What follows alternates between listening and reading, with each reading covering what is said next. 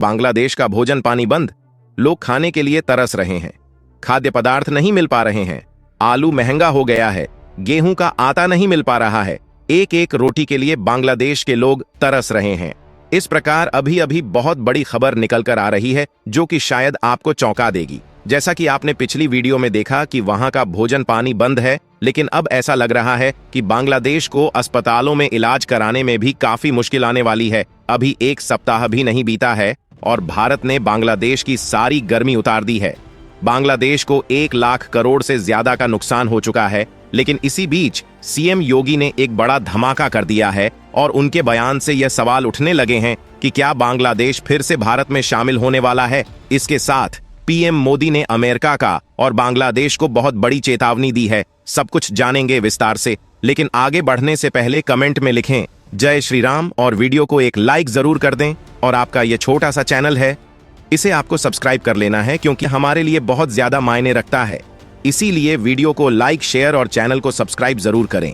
बांग्लादेश जिस प्रकार हिंदुओं पर हमले कर रहा है और भारत से जुड़े सभी इतिहास को मिटाने की कोशिश कर रहा है, उसे देखते हुए भारत के अंदर जबरदस्त आक्रोश देखा जा रहा है, जिसे लेकर कई बड़े डेवलपमेंट सामने आ रहे हैं।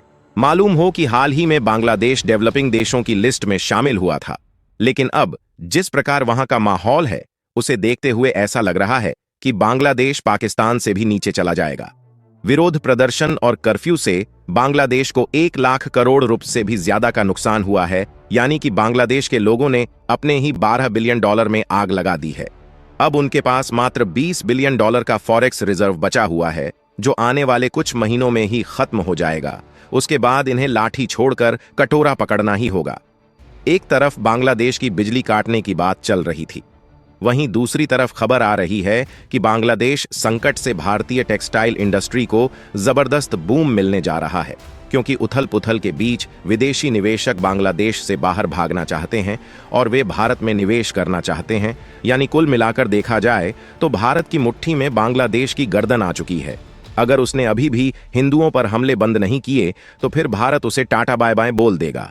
हिंसा के कारण दुनिया भर में कपड़ा उद्योग के लिए प्रसिद्ध बांग्लादेश को बड़ा झटका लग चुका है, क्योंकि यूरोप अमेरिका में हो रहे उसके निर्यात ठप पड़ गए हैं, कमाई हो नहीं रही और खर्च बढ़ता जा रहा है। वहां हिंसा का असर अभी आगे भी होगा, क्योंकि अस्थिर से विदेशी निवेशकों के कदम भी पीछे खींच सकते हैं, जो आगे भी महंगाई से राहत नहीं लेने देंगे। इस वक्त बांग्लादेश में महंगाई पिछले 13 साल की सबसे उच्चतम स्तर पर है, बेरोजगारी चरम सीमा पर है। वहां के युवा खाली हाथ में डंडा लेकर बैठे हैं, जिसके कारण अभी बार बार दंगा भड़क सकता है। आप सभी जानते हैं कि मालदीव के काफी लोग सस्ता इलाज कराने भारत में आते थे, लेकिन जैसे ही भारत ने मालदीव को झटका दिया, ठीक है, वैसे ही उसके मरीजों को दूर दूर जाकर महंगे में इलाज कराने पड़ते थे।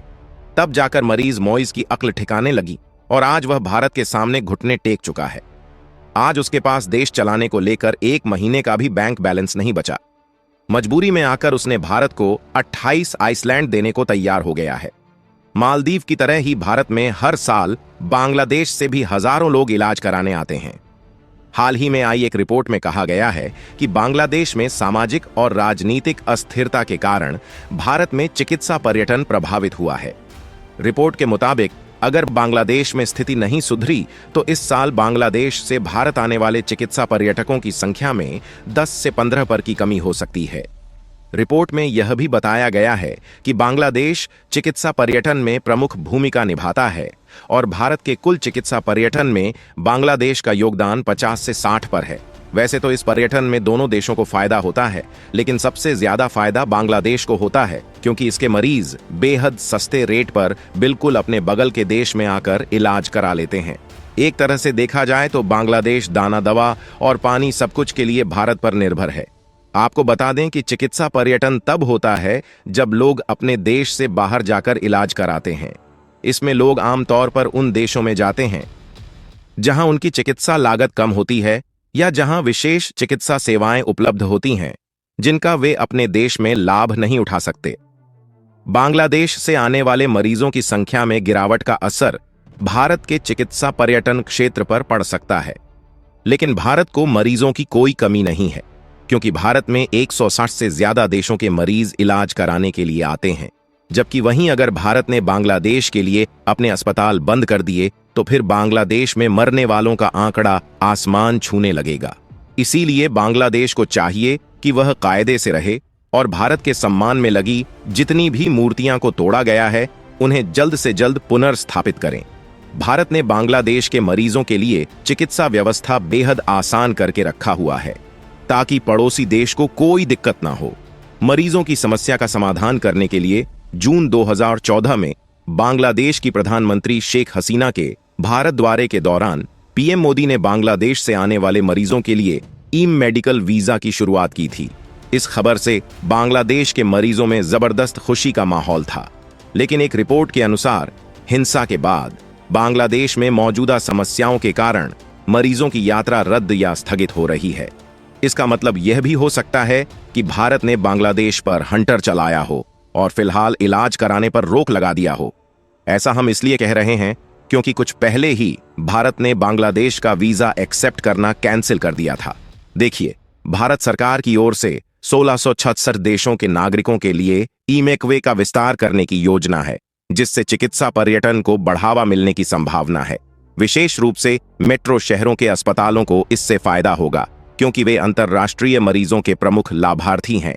आप सभी को जानकर गर्व होगी कि भारत चिकित्सा पर्यटन के लिए विश्व के शीर्ष 10 देशों में शामिल है और बांग्लादेश, मिडिल ईस्ट, अफ्रीका और दक्षिण एशिया के देशों से यहां भारी मात्रा में मरीज आते हैं। बांग्लादेश में उथल पुथल के कारण भारत को भी प्रॉब्लम झेलनी पड़ेगी। बांग्लादेश भारत का 8वां सबसे बड़ा निर्यात बाजार है और पिछले साल भारत ने वहां 11 अरब डॉलर का निर्यात किया था। कॉटन मशीनरी और फूड सप्लाई के लिए बांग्लादेश काफी हद तक भारत पर निर्भर है। अगर भारत ने इस मुश्किल घड़ी में मुंह मोड़ लिया तो 2 दिन में ही तहस नहस हो जाएगा। पूरा बांग्लादेश दुनिया के कई देशों में मंदी के कारण भारत को विदेश व्यापार घाटे की नई चुनौतियां का सामना करना पड़ रहा है। इसलिए भारत ने अभी तक बांग्लादेश के खिलाफ कोई बड़ा व्यापारिक प्रतिबंध नहीं लगाया है, लेकिन भारत के अंदर कई हाई लेवल मीटिंग चल रही है जो बांग्लादेश को झटका देने के लिए ड्राफ्ट तैयार कर रहे हैं। आइए अब जान लेते हैं कि मुख्यमंत्री योगी के किस बयान से हड़कंप मच गया है। यूपी के मुख्यमंत्री सीएम योगी आदित्यनाथ ने कहा कि 1940 के पहले महर्षि अरविंद ने कहा था कि आध्यात्मिक जगत में पाकिस्तान की कोई वास्तविकता नहीं है, उसका भारत में विलय होगा या पाकिस्तान हमेशा के लिए समाप्त होगा। सीएम योगी ने कहा, आध्यात्मिक जगत में जिसका वास्तविक अस्तित्व नहीं है उसे नष्ट ही होना है। 1971 के पहले बांग्लादेश पाकिस्तान का हिस्सा हुआ करता था। आज भी कई लोग इसे पूर्वी पाकिस्तान के नाम से जानते हैं।